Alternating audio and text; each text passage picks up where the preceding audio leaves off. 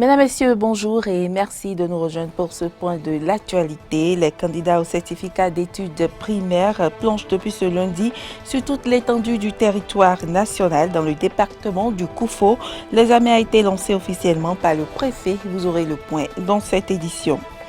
En match préparatif à la rencontre décisive Sierra Leone-Bénin, les écureuils affrontent ce mardi au stade de l'Amitié Général Mathieu Kérékou les Chipolopolo de la Zambie. En prélude à ce match amical, les deux sélectionneurs ont donné un point de presse dont vous aurez la substance dans quelques instants. Et puis, hors du Bénin, la vice-présidente américaine Kamala Harris est arrivée ce lundi soir au Mexique pour s'entretenir avec le président Andrés Manuel López.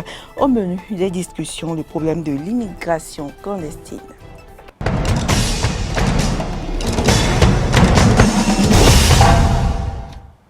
Bienvenue à toutes et à tous. Les candidats au certificat d'études primaires sont à leur deuxième jour de composition. Ils finiront demain. En attendant, retour sur la cérémonie de lancement ce lundi dans le département du Koufo où le complexe scolaire de Dévé, centre dans la commune de Dogbo, a servi de cadre au préfet Christophe Mengbedji pour donner le top des compositions. Voici le point avec Jonas Bouti.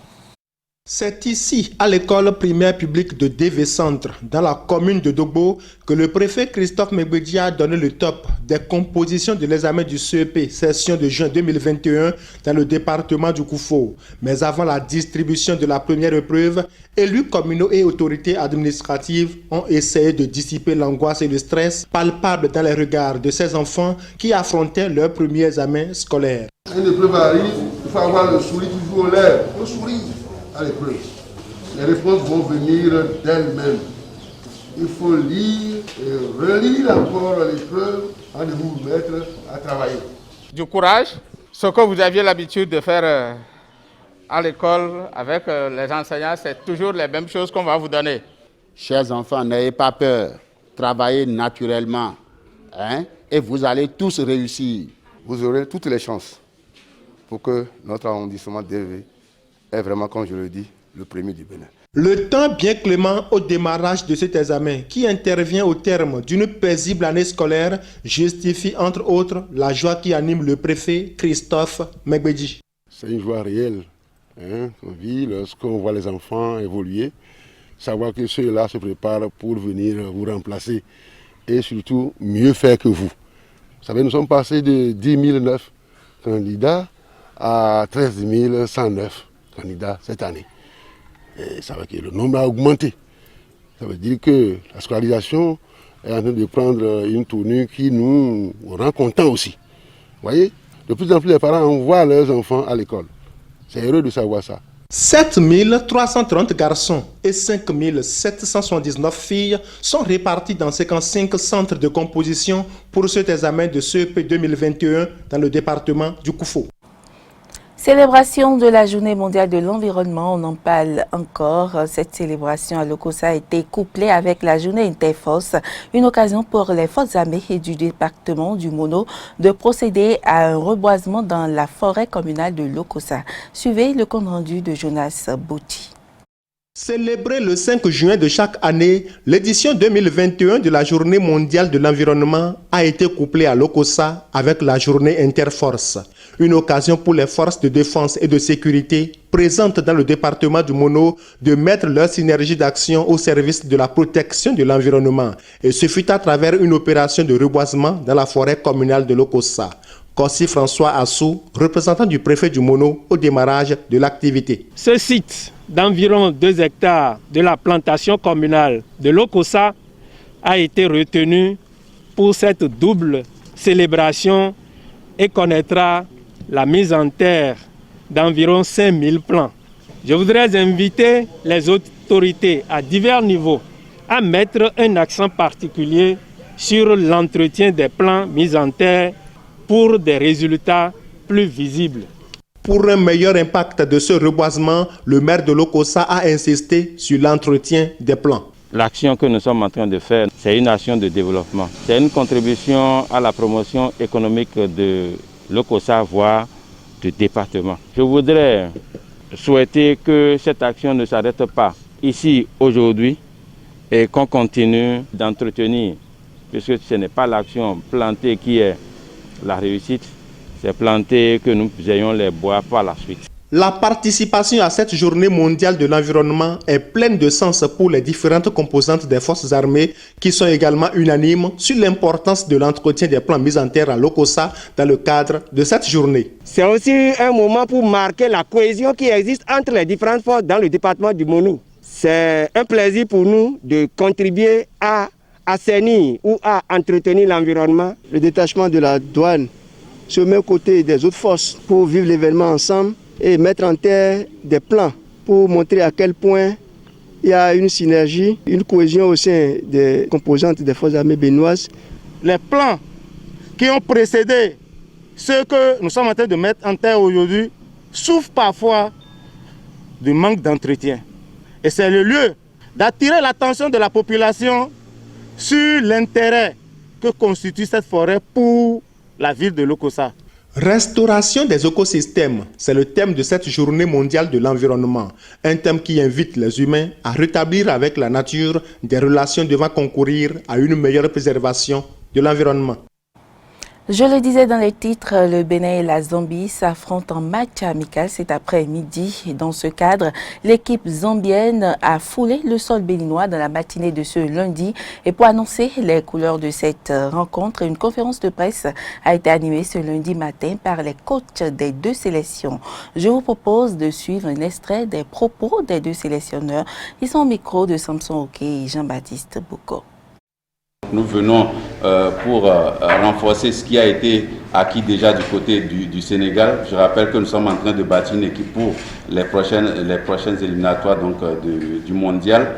Notre mission principale ici, c'est de travailler défensivement pour ne pas encaisser, pour être une équipe dont la défense encaisse moins ou presque pas du tout.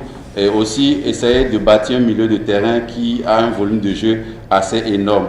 Comme je l'ai dit, nous avons deux missions différentes. Vous préparez une sorte de répétition donc avant d'affronter la Sierra Leone. Nous sommes là pour bâtir une équipe davantage donc pour mieux aborder les éliminatoires de la prochaine Coupe du Monde.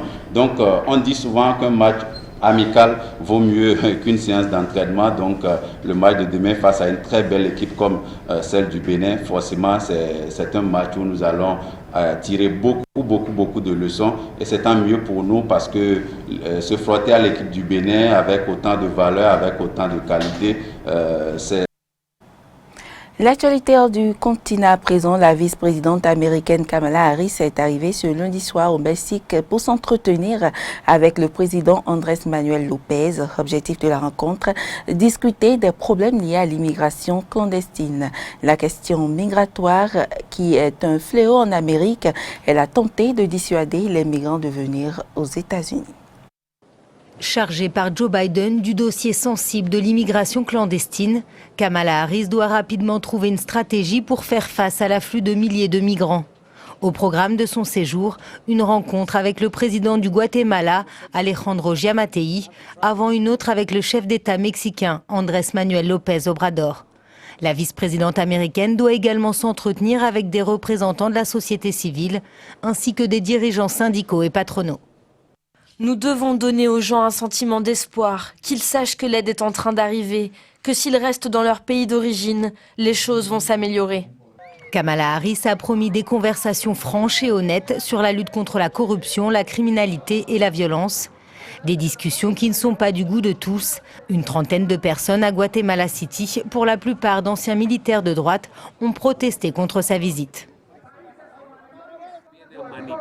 Elle vient pour une manipulation politique avec sa politique de gauche socialiste et nous ne sommes pas d'accord avec ça. Les procès contre les vétérans de la guerre civile sont devenus d'ordre économique, idéologique et politique. On y présente de fausses preuves, des témoins déguisés. C'est un coup monté parce qu'ici les ONG vivent de ça et les font arrêter alors qu'ils sont déjà en retraite. Après l'approche intransigeante durant le mandat de Donald Trump, Kamala Harris dit avoir pour objectif d'instaurer une politique migratoire plus humaine. Le nombre de migrants sans papier arrêtés à la frontière entre le Mexique et les États-Unis a atteint en avril son plus haut niveau depuis 15 ans. Parmi les 179 000 migrants, dont des mineurs arrivés seuls, 82% venaient du Mexique et du triangle nord de l'Amérique centrale, Guatemala, Honduras et Salvador. Et le président américain Joe Biden, à quelques jours du sommet du G7 où il est attendu pour rassurer ses alliés, s'est entretenu au téléphone avec son homologue ukrainien Volodymyr Zelensky. Le président américain l'a même invité à la Maison-Blanche.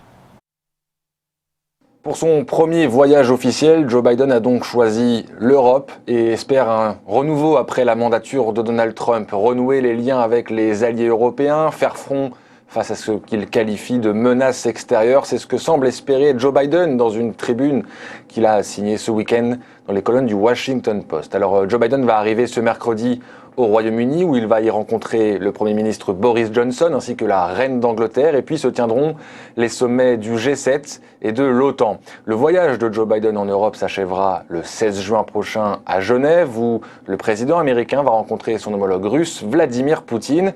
Et justement, voici ce à quoi il faut s'attendre pour cette rencontre, en tout cas selon les mots de Joe Biden dans cette fameuse tribune. Écoutez. Durant notre rencontre, je vais à nouveau souligner l'engagement des États-Unis, de l'Europe et des démocraties attachées aux mêmes principes pour défendre la dignité et les droits humains. Nous sommes unis pour répondre aux défis de la Russie envers la sécurité européenne, à commencer par son agression en Ukraine. Et il n'y aura aucun doute sur la résolution des États-Unis à défendre nos valeurs démocratiques, que nous ne pouvons séparer de nos intérêts. Parmi les dossiers qui seront abordés lors de ces différentes rencontres, il y a bien évidemment l'Ukraine, le président ukrainien qui semble justement quelque peu irrité par les dernières décisions de la Maison-Blanche. Volodymyr Zelensky regrette par exemple que le président Biden ne s'oppose pas plus fermement au projet de gazoduc Nord Stream 2, une décision qu'il affirme avoir découvert en lisant la presse. Il faut dire que Joe Biden, même s'il s'est montré très critique contre ce projet de gazoduc, a levé les sanctions imposées à l'entreprise qui gère le projet. Une façon pour lui d'envoyer un signal à l'Allemagne pour relancer la coopération.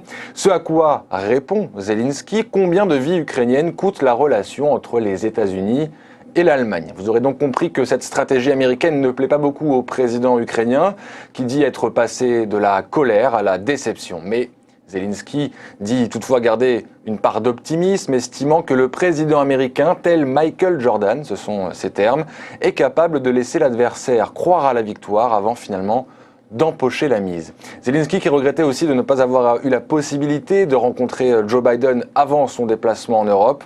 On a appris ce lundi que les deux hommes ont finalement échangé longuement au téléphone, évoquant notamment la souveraineté de l'Ukraine et l'intégrité territoriale du pays. On a aussi appris que Joe Biden avait officiellement invité le président ukrainien pour une visite officielle donc ici à Washington, à la Maison-Blanche. Elle devrait avoir lieu dans le courant de l'été.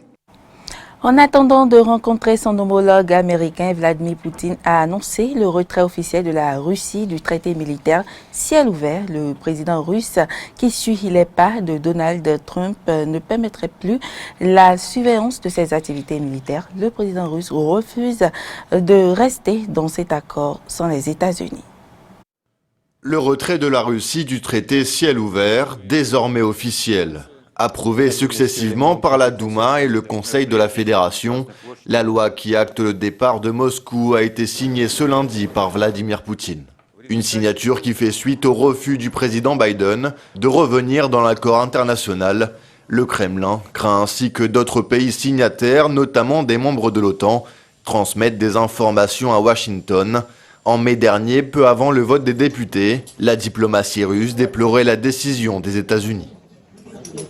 Les États-Unis se sont retirés du traité sous un prétexte fantaisiste, ce qui a bouleversé de manière substantielle l'équilibre entre les intérêts des États membres du traité, atteint avec sa conclusion.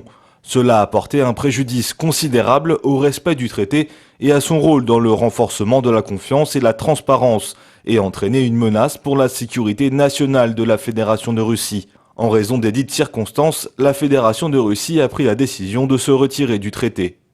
Après un retour des États-Unis dans de multiples accords internationaux, pour rompre avec la politique de son prédécesseur, Joe Biden a dernièrement annoncé son refus de réintégrer le traité de surveillance militaire ciel ouvert. Un traité que les États-Unis avaient quitté en novembre 2020. Trump estimait à l'époque que la Russie ne respectait pas les termes de l'accord. Un argument d'ailleurs repris par l'administration Biden. Les États-Unis regrettent que le traité ciel ouvert ait été sapé par les violations de la Russie.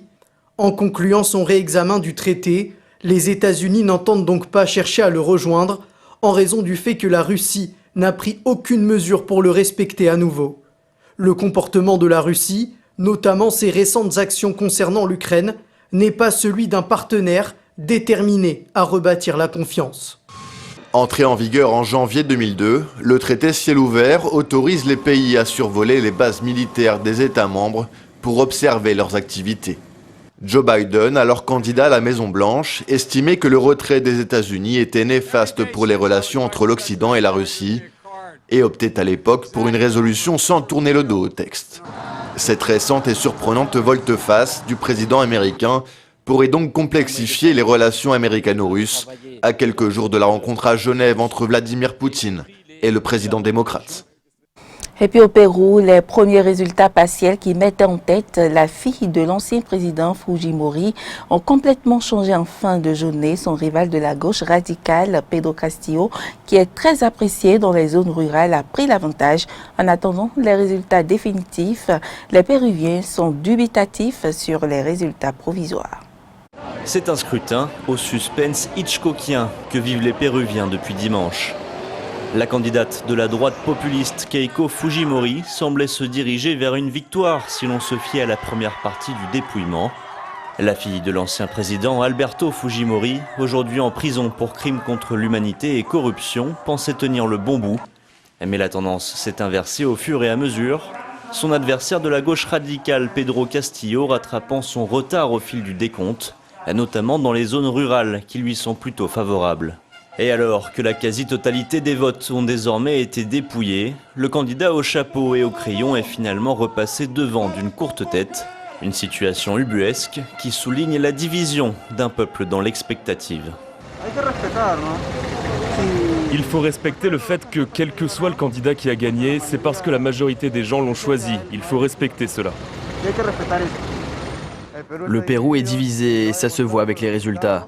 Mais nous devons seulement avoir confiance en Dieu, car il a la solution à tout et nous espérons que le vainqueur, quel qu'il soit, ne détruira pas le pays. Le résultat n'est pas encore fixé, mais c'est la volonté du peuple et c'est ainsi qu'il sera pris. Quel que soit le gagnant, je n'ai aucune faveur ni pour l'un ni pour l'autre. Le Pérou, qui subit des crises politiques successives ces dernières années, espère sortir la tête de l'eau après ces élections rocambolesques. Cet État d'Amérique du Sud fait face à une forte pauvreté, exacerbée par la gravité de la pandémie de Covid-19 qui touche très fortement le pays. Pour répondre à cette problématique, ce sont deux visions radicalement opposées qui s'affrontent. D'un côté, le libéralisme économique d'une Fujimori toujours inquiétée par la justice dans un scandale de corruption et de blanchiment d'argent. Et de l'autre, un interventionnisme de l'État prôné par l'instituteur Pedro Castillo qui promeut notamment une politique de nationalisation. Les deux candidats s'accordent en revanche sur certains sujets sociétaux comme celui de l'avortement, auquel ils sont tous deux opposés. Et ce sera tout pour cette édition, mesdames, messieurs. Merci pour l'attention et à demain.